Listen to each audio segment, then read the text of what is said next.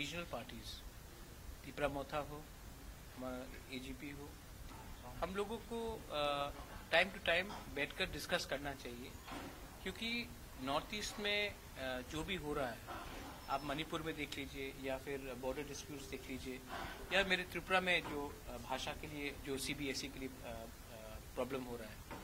तो हमें अपने लोकल इश्यूज में हमेशा बैठकर एक कम्युनिकेशन रखना चाहिए, बात करना चाहिए।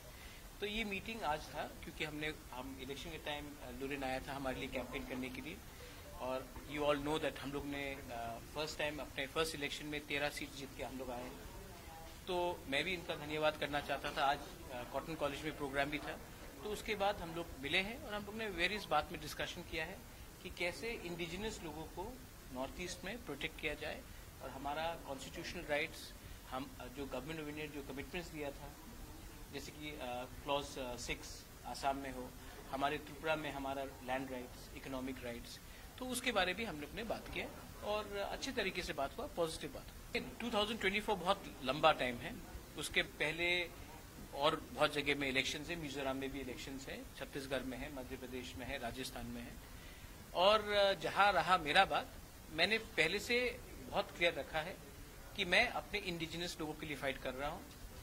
और जब तक हमारे इंडिजिनस लोगों को हमारा जो डिमांड है ग्रेटर त्रिपुरा लैंड का, कॉन्स्टिट्यूशनल सोल्यूशन का नहीं मिलेगा,